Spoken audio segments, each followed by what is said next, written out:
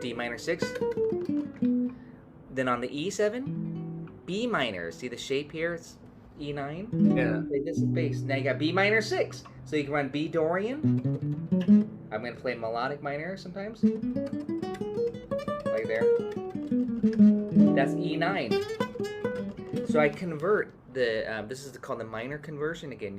You see a dominant, but you're thinking minor.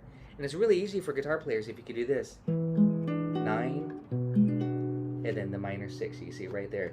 It's not as obvious here though. Here's A13, but I'm on the 5th degree and I play this. That's the E minor 6-9.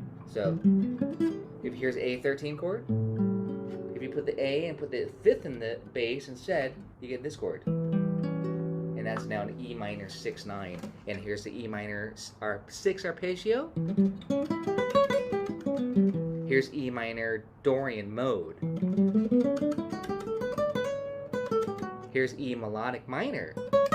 A little bit more outside. Some beboppy licks. So again,